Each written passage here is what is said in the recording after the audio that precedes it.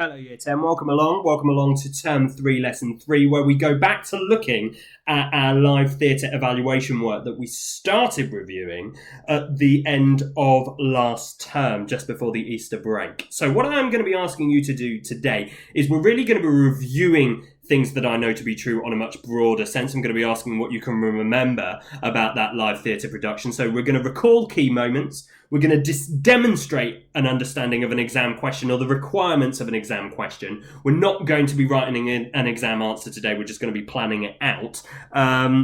But then I'm looking for you to apply that knowledge of the exam questions and the requirements of that questions to evaluate a moment of live theatre, and we're going to use the circle map to do that, which we've used many, many times before. So, the resources that you are going to need for today's lesson, you're going to need your exercise book or a piece of paper and 2 different coloured pens, please, for note-taking. You are going to need Digital Theatre Plus opened with things that I know to be true loaded and ready. And then finally, you're going to need the circle map resource or resources that I sent to you via email ready and in front of you so that you can do the tasks as we work through the video. So I'm going to ask you to pause the video now, go get those resources in front of you before we move on.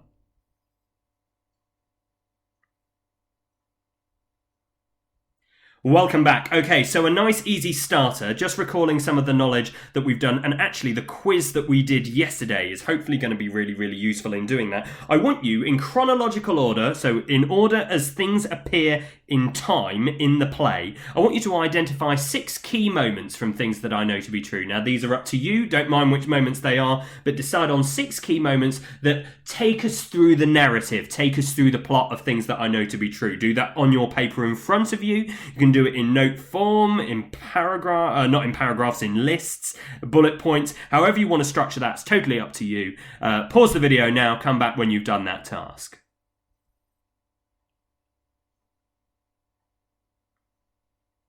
So what I thought would be really interesting to do would be for me to share some moments that I came up with you. So again, you've got some moments in front of you. They might be completely different to mine. That's absolutely fine. I've got no issue with that whatsoever. But here are the 6 key moments that I came up with when I was putting my 6 moments together in chronological order. So the play begins with Rosie giving a monologue about her experiences travelling through Europe. She tells us she meets a boy who breaks her heart. This prompts her to return home. She returns home to what appears to be a pretty normal family. She realises while she's been away that her favourite brother Mark has broken up with his girlfriend. And we're going to focus today on that family reunion, on the moment that she returns home from travelling. So it's about 10 minutes into the play. Third moment, Pip reveals she has been having an affair with a married man behind her family's back. Now, she doesn't announce that he's married at that moment. She actually announces it in a letter that she writes to her mum that's delivered as a monologue later on in the play.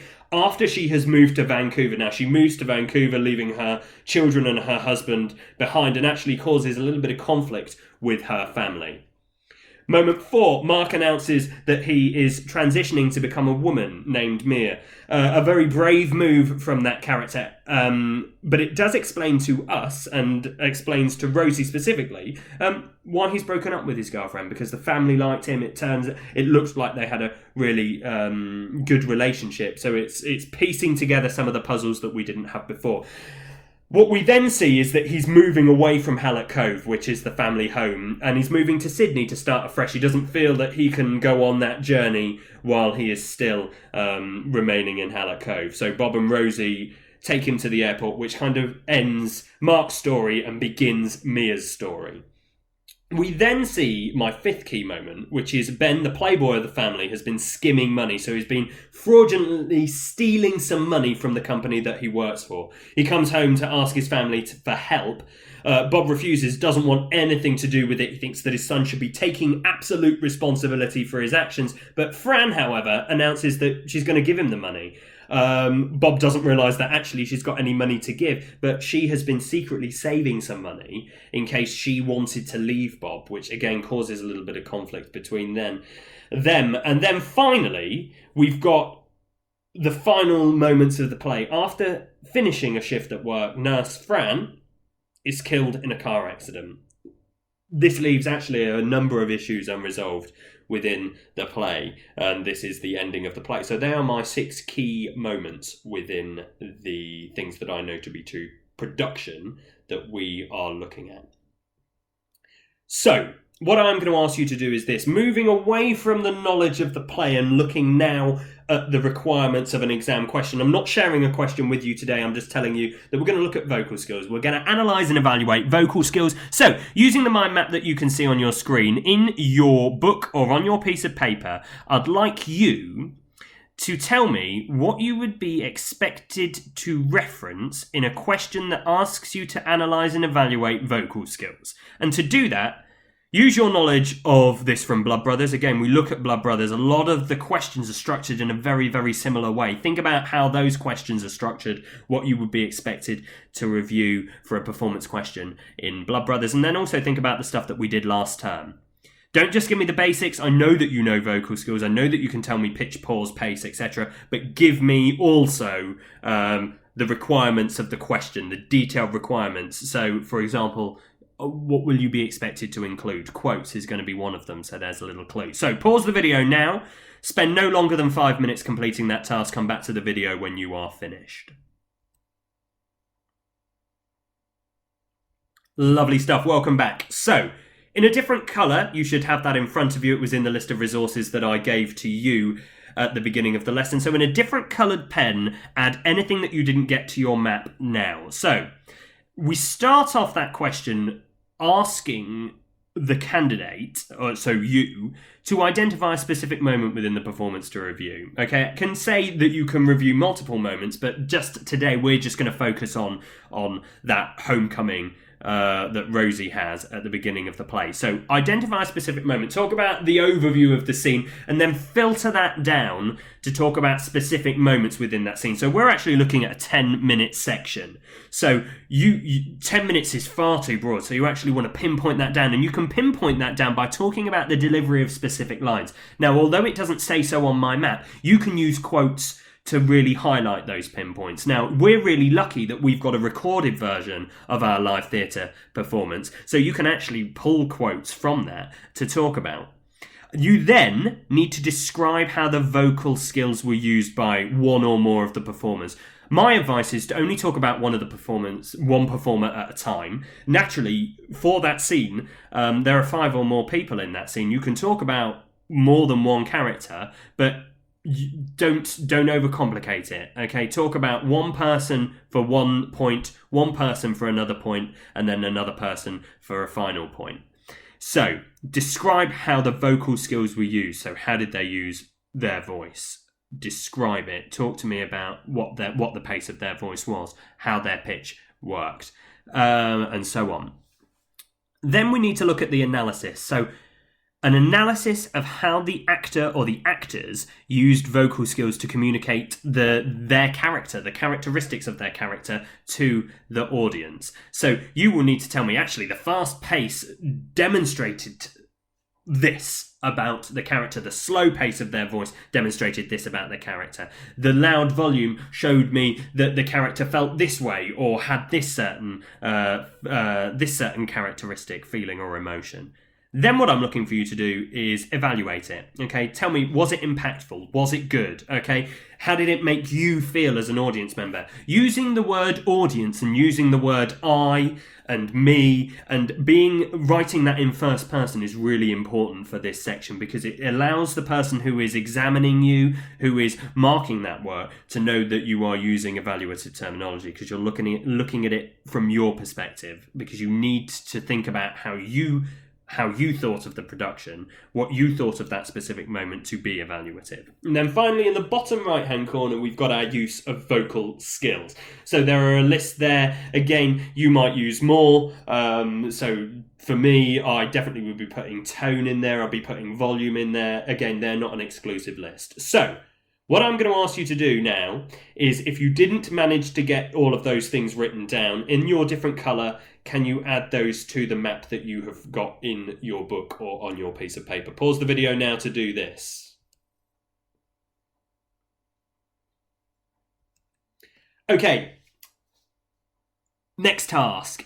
what I want you to do is I want you to go on to Digital Theatre Plus. I want you to load things that I know to be true, and I want you to watch Rosie's reunion with her family. Okay, this starts at 11 minutes and 33 seconds, and it ends at 21 minutes. So again, it might be that you are not going to review all of that. And what we need to do is, as you are watching it, don't pause it, but just as you are watching it, in a format of your choice, note down 3 significant moments in that scene where vocal skills were used effectively to communicate the character and the characteristics of that character to the audience. So when we talk about characteristics, it could be their personality, it could be how they're feeling at that moment in time. So just give me 3 significant moments and be really pinpoint to me where they are. You could also benefit from writing some vocal skills down that they're using, describing them. But again, try not to stop the video to do that. So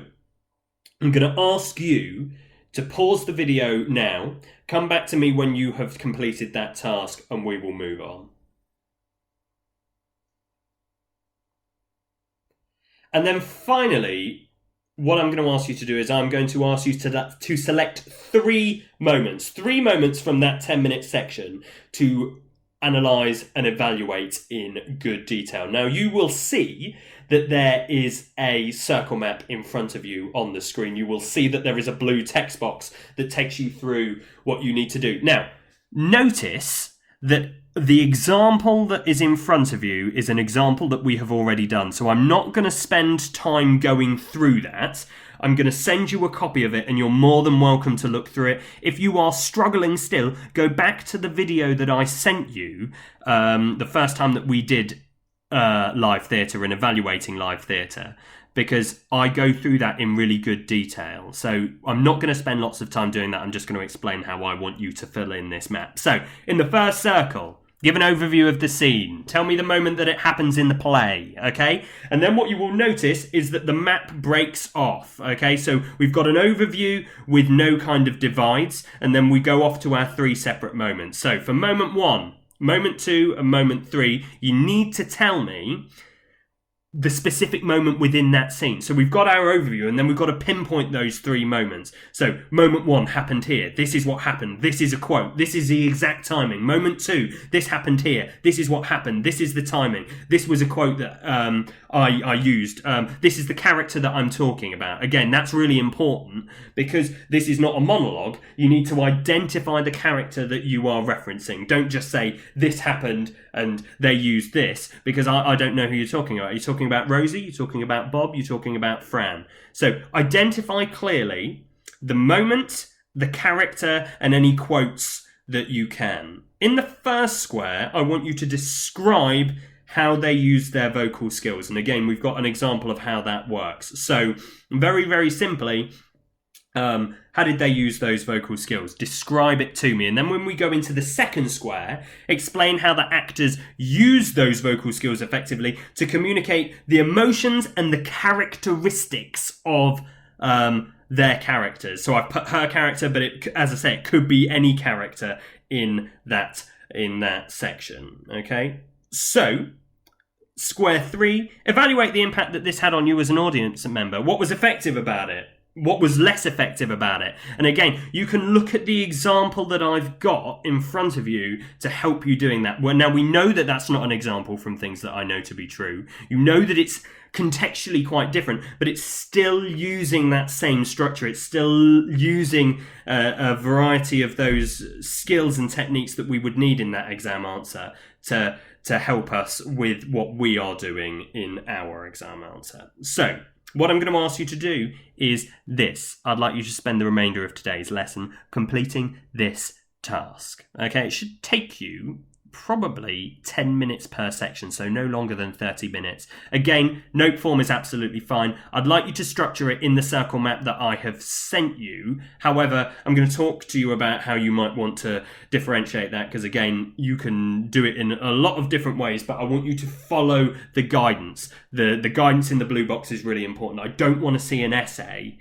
I want to see detailed and structured notes. So when you have finished, upload the work to me by or before the due date that I have sent to you via email or on Microsoft Teams.